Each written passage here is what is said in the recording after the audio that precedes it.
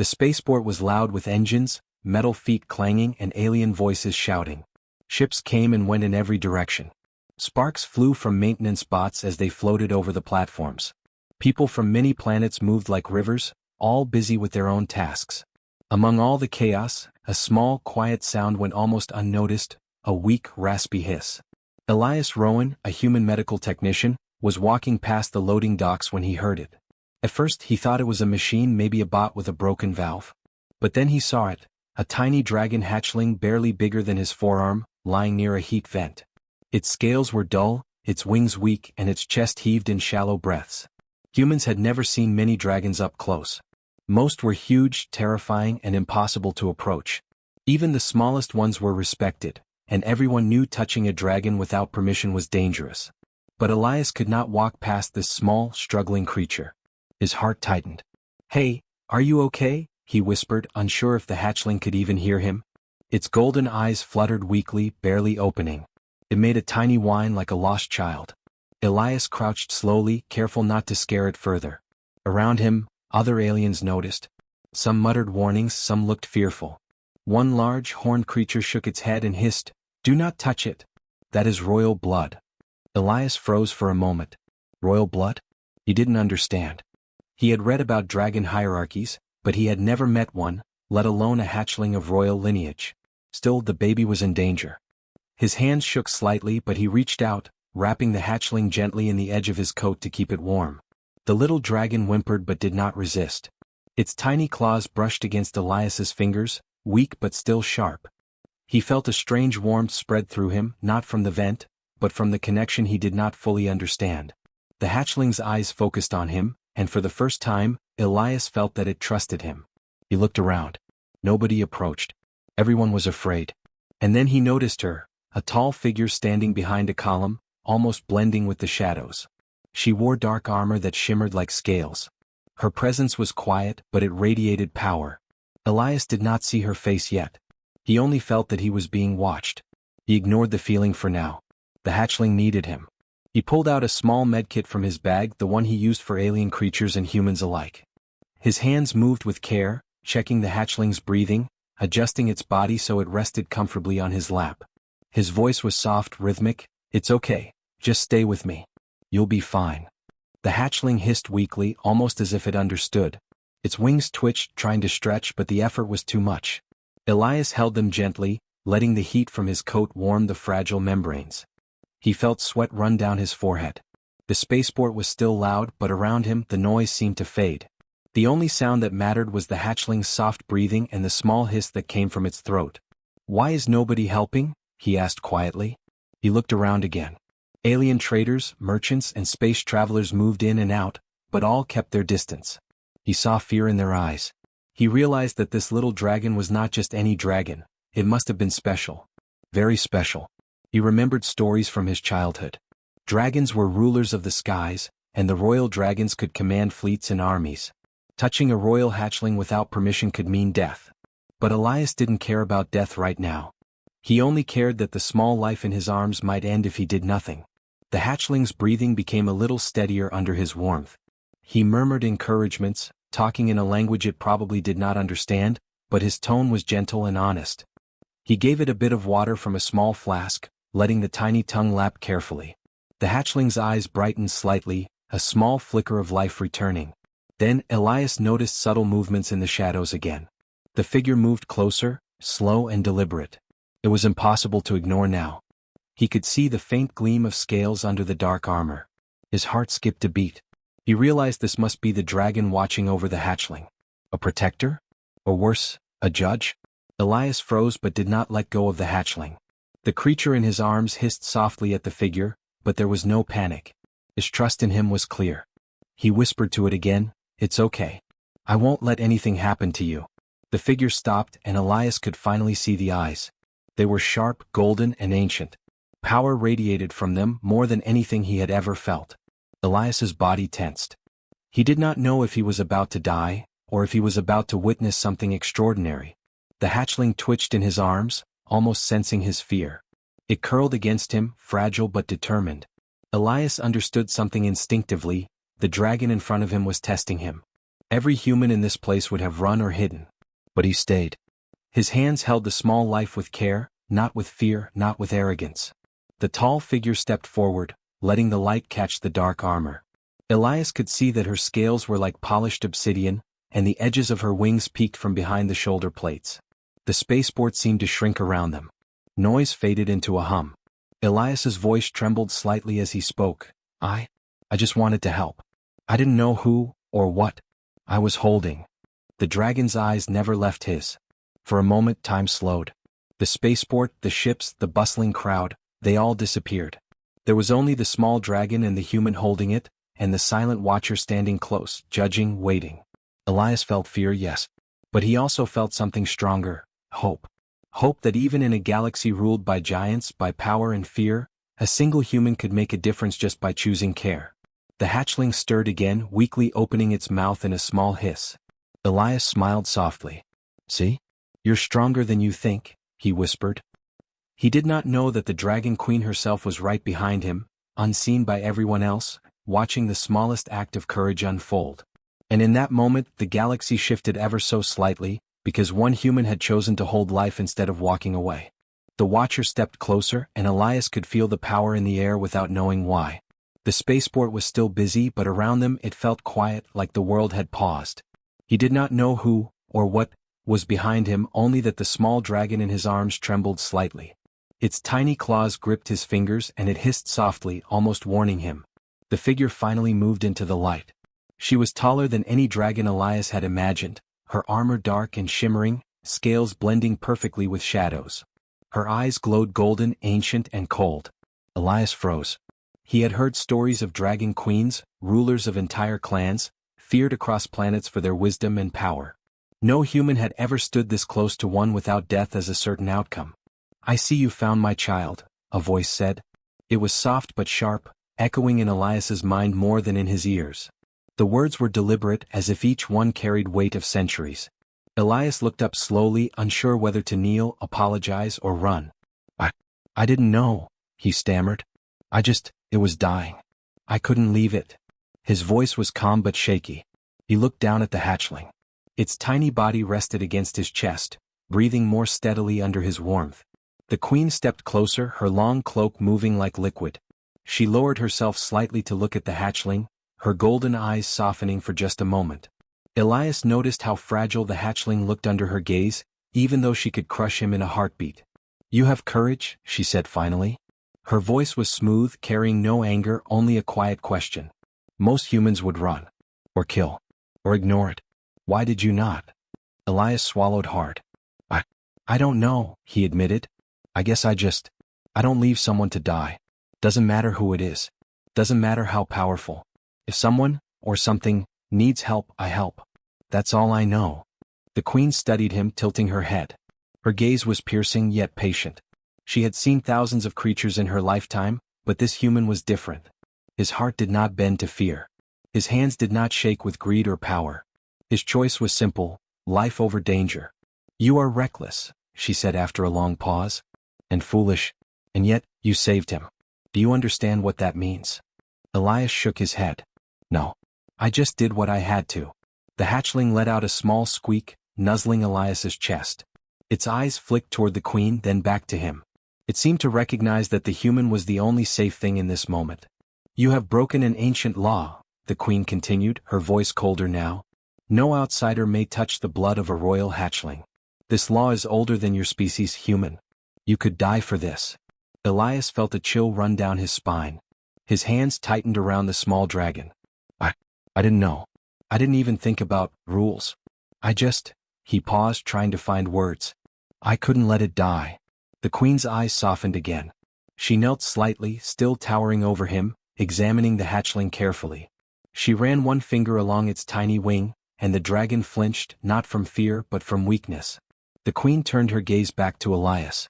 You do not understand dragons, she said. You do not understand power, or bloodlines, or the consequences of your actions. And yet, you saved him. This is strange. Humans are fragile, short-lived. You cannot command fleets or control planets. And still, you hold life more sacred than your own safety. Why? Elias looked into her eyes, and for the first time, he felt something beyond fear. Something stronger, honesty. Because life matters, he said simply. Not power. Not fear. Just life. If I have a choice to save someone, I take it. Always. The queen studied him in silence. She had ruled for centuries, making choices that decided wars, lives, and the fates of thousands. She had never met a human like this, one who acted without pride, without greed, without fear controlling his actions. You are unusual, she said finally. Perhaps the galaxy has underestimated your kind. She straightened, the shadows of her cloak shifting like smoke. Most humans would never touch a royal hatchling. Most would see a chance for gain or glory. You chose compassion. Elias shrugged. I don't know about the rest of my kind. I only know what I can do. And right now I can keep him alive. He tapped gently on the hatchling's chest. Its tiny heart beat faster under his touch. The queen crouched a little closer, letting the hatchling see her fully. Elias realized the dragon recognized her instantly. Its body stiffened and its eyes widened. But it did not pull from Elias's arms. It stayed, trusting the human who had kept it alive for these last minutes. You have earned a moment, the queen said almost to herself. A moment that few beings have ever earned. She rose slowly. Her gaze lingered on Elias for a long moment, studying him as if reading every thought. Then she stepped back into the shadows, still watching, still silent, yet closer than before. Elias did not know what to say. He only held the hatchling tighter, feeling its tiny warmth against him. Around them, the spaceport returned to its normal noise, but Elias felt a connection he could not explain. The hatchling moved slightly in his arms, stretching weak wings that almost touched his shoulders. Elias smiled softly. You're going to be okay, he whispered. I'll keep you safe. No one else matters right now. For the first time, Elias realized that the human idea of courage was very different from dragons. He did not need power, fire, or armies. He only needed choice. The choice to act when it was right. The choice to care. The queen watched from the shadows, unseen by all. Her mind turned over centuries of rules, laws, and tradition. She had expected fear, submission, or obedience from any outsider. Yet this human held life above all else. And in that moment, the queen began to wonder. Perhaps humans were not as weak as she had believed. Elias did not notice her thoughts. He only noticed the tiny dragon in his arms breathing easier. He whispered softly, stroking its soft scales. Rest now. You're safe. The queen's presence lingered, silent but powerful. Elias could not see her, could not understand her, yet somehow he felt it. Something ancient, something watching, and something learning. And in that quiet moment, in the midst of a crowded spaceport, a human held a small life in his hands, unaware that he had already caught the attention of a dragon queen. The moment Elias held the hatchling close, alarms suddenly rang across the spaceport. Red lights flashed and loud horned calls echoed from the docking towers. Dragon guards, tall, armored, and fierce, stormed toward him. Their claws clicked on metal, their wings casting shadows over the crowd. The air felt heavy with tension. Elias froze. He had no idea what was happening. One of the guards stepped forward, eyes glowing, wings flaring. Step away from the hatchling, human, it barked. You have broken the law. You will be punished. The words made Elias's heart pound. Punished? He had only wanted to save the little creature. He looked down at the hatchling, which curled even closer against his chest, weak but alive. Its tiny eyes blinked up at him as if asking, Don't let them take me away.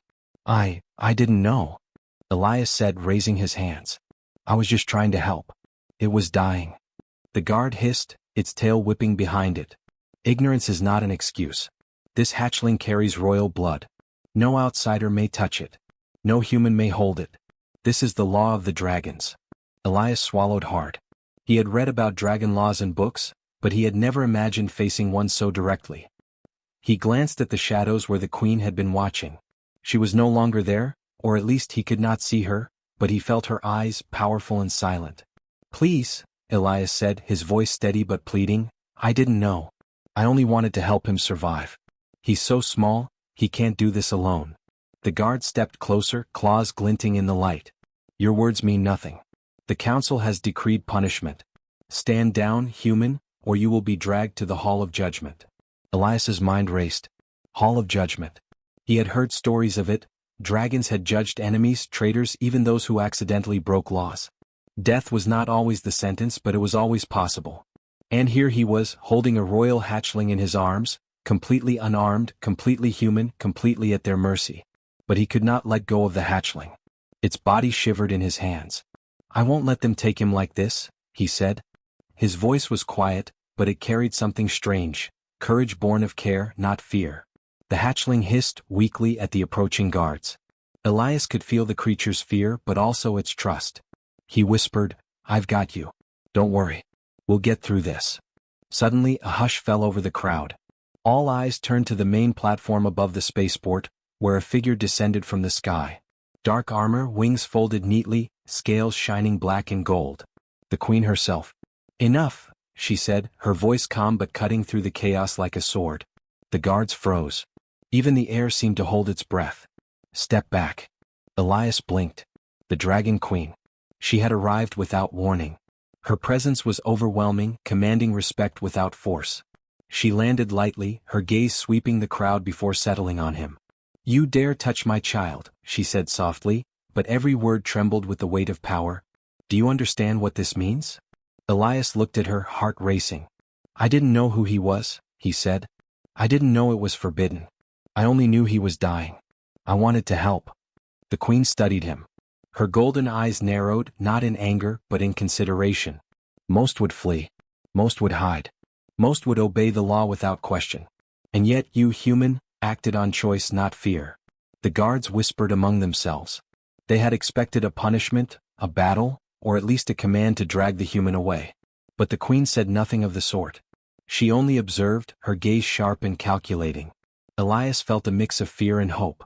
He did not understand dragons fully, and he certainly did not understand the weight of their laws. But he felt something stronger than fear, the belief that he had done the right thing. "You have broken the law," the Queen continued, turning slightly to the guards. "Yet I do not see malice in him. I see compassion. Is this not rare among humans?"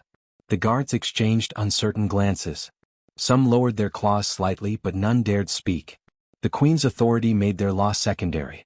Elias looked at the hatchling, its tiny wings trembling. "He's so small," he whispered. "He can't survive on his own. Please let me help him." The Queen's eyes softened as she looked at the hatchling. She reached forward, her hand hovering over the tiny creature. "He trusts you," she said. "He recognizes your heart. Do you see it, human? He chooses you even against the law of his kind." Elias nodded, barely able to believe it. The guards were silent. The crowd held its breath. Even the hum of ships seemed distant now. Only the hatchling, the human, and the Queen existed in that moment. "You are bound by laws you do not understand," the Queen said finally. "But choice carries its own weight. The law is clear, outsiders may not touch the blood of royalty. Yet I see courage and care in your actions. Rarely, perhaps never, have I witnessed such loyalty to life above all else." Elias felt his chest tighten. He did not know if he would live or die, but he held the hatchling closer, feeling its heartbeat slowly grow steadier. "I just did what anyone should do," he said quietly.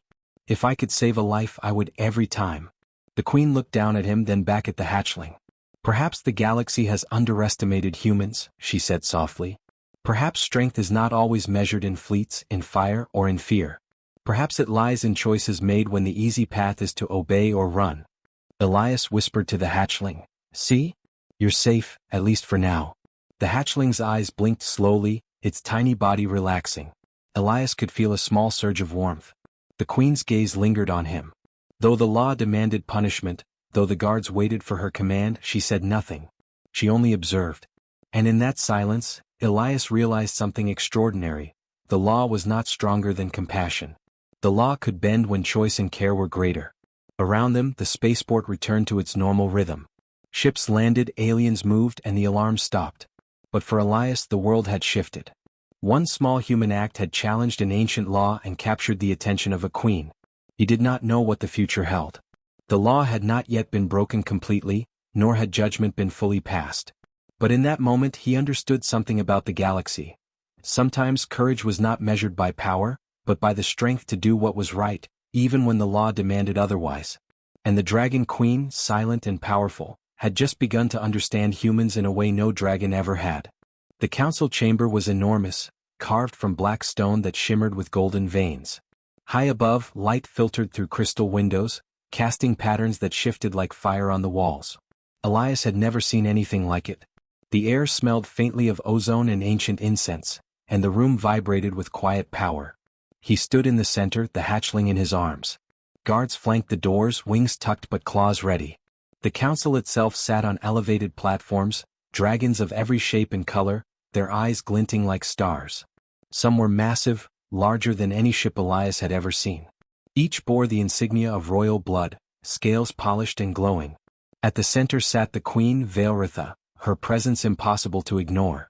"You stand here before us, human," she said, her voice echoing in the chamber, "having touched that which no outsider may ever touch."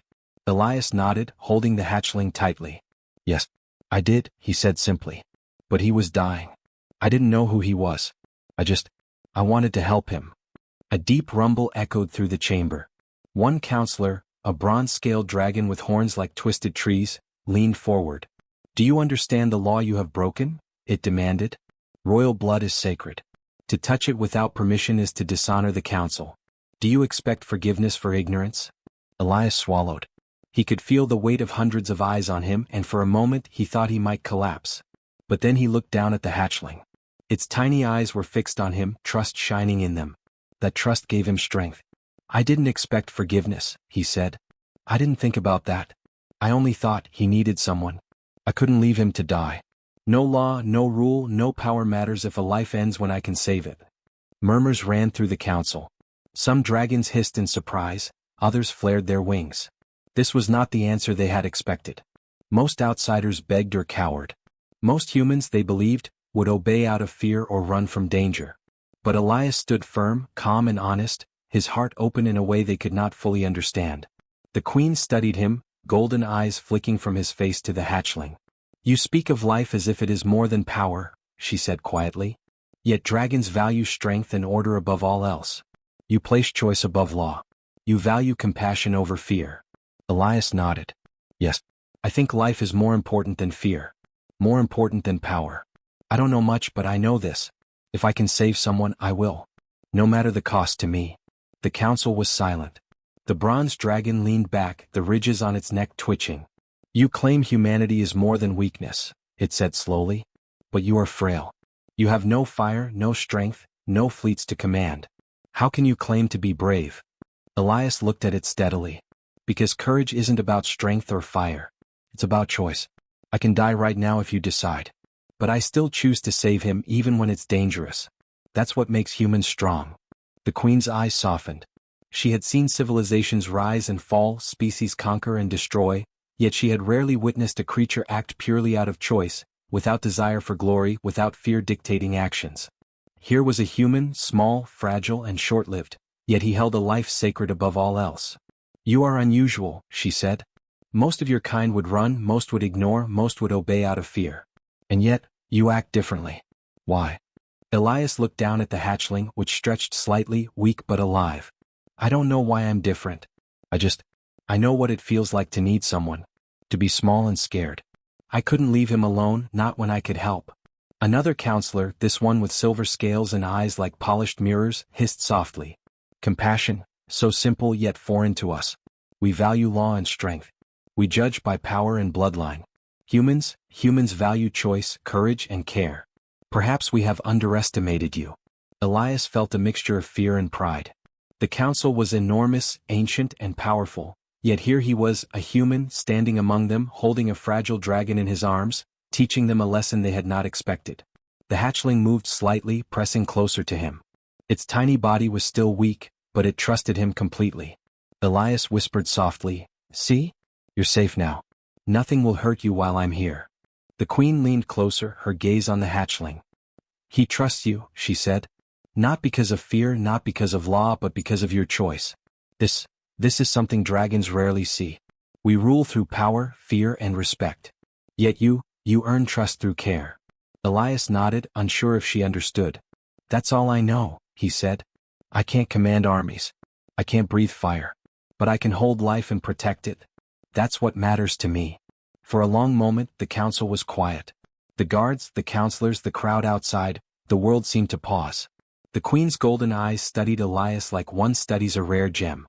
The hatchling stirred in his arms, weak but alive, a testament to what humans could do when they chose care over fear.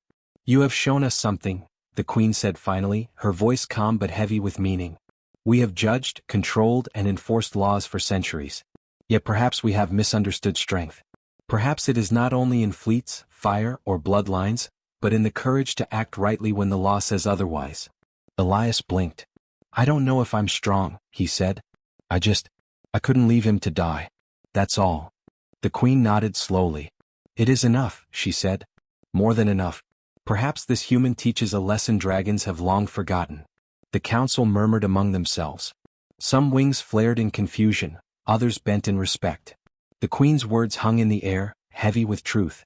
Humans were not warriors, not rulers, not conquerors in the traditional sense.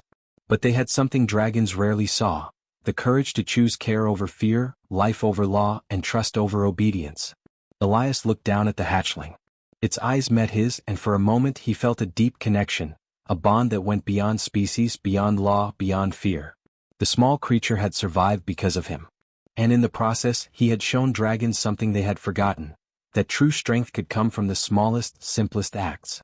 The Queen's gaze lingered, watching him, learning from him, considering what it meant for the galaxy. Elias did not know what judgments would come, but he knew this: he had done what was right. And sometimes that was stronger than any law, any army, or any fire. The chamber was quiet now, the council watching with a mix of curiosity and tension. Elias stood in the center, holding the hatchling in his arms. Its tiny wings twitched weakly, but its eyes shone with trust. Around them, dragons of every size and color shifted on their platforms, their golden eyes studying him. Queen Vaelritha rose from her throne, towering and powerful, yet there was something different in her gaze. It was not anger, not judgment, but consideration.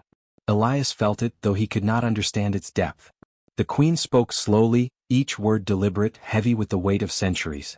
"Humans," she said, "have been underestimated for too long. They are fragile, short-lived, and powerless in ways that dragons cannot imagine. Yet this human has shown something we have forgotten. Strength is not only in fire or fleet, but in choice, compassion, and courage." Murmurs ran through the council. Some dragons whispered to each other, wings brushing nervously against the platforms. The law had been broken, yet none dared speak of punishment. All eyes were on the Queen. Elias tightened his hold on the hatchling, unsure what would happen next. The guards were tense, claws half-raised, wings flicking nervously. He had faced death once already when he brought the hatchling from the vent, but now he felt a new kind of fear, the fear of making history without knowing it. "You have broken an ancient law," the Queen continued, her voice firm but calm. "Yet I see no selfishness, no malice, no desire for glory. You acted purely for life, for care. That is rare even among dragons." The hatchling stirred, tiny claws brushing against Elias's hand. It looked up at the Queen, then back to him, and for a moment the bond between human and dragon seemed unbreakable. Elias whispered softly, "See? He knows you're here, but he trusts me." The Queen stepped forward, slow and deliberate. Her armor glimmered in the chamber light, and her wings moved slightly, a sign of her full power. She paused before him, eyes studying the human's calm, honest face. Then she nodded. "You shall not be punished," she said.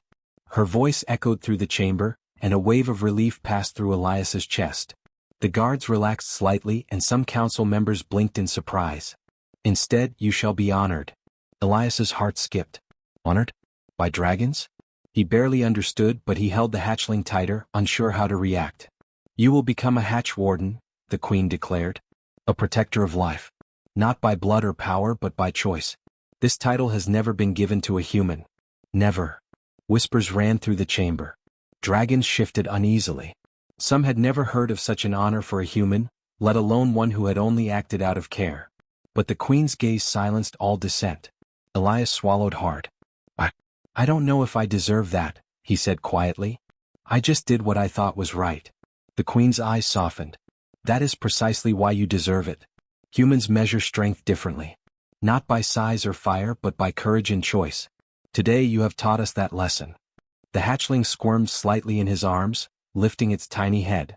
Elias smiled and whispered, "See? You're part of history now. Not just you, but us, both of us." The Queen turned to the council. "Let this be a lesson," she said. "The galaxy is changing. Power alone is not enough. Compassion, courage, and trust may yet shape the future more than fleets or fire." Elias felt the weight of her words. He had done something small, held a dying hatchling, but that small act had shifted centuries of belief. Dragons had ruled by fear, by law, and by bloodline. And yet here he stood, a human showing them a different way. Some counselors nodded slowly, the first signs of acceptance. Others still whispered, unsure, but none could deny the Queen's will. Elias understood something profound. Humans had never needed to dominate to make a difference. They only needed to act when it mattered. The hatchling lifted its tiny wings slightly, stretching.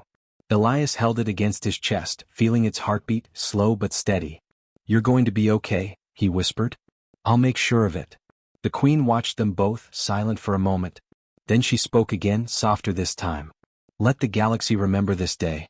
Let it be known that humans do not follow law or power blindly. They choose life, and in doing so they change even the strongest hearts." Elias looked up at her, awe in his eyes. I don't know what to say." "Say nothing," she said. "Act as you always have. Let your choices speak louder than any words. That is the human way. That is the way that has just changed dragon history." The council slowly rose from their platforms, wings stretching, tails flicking.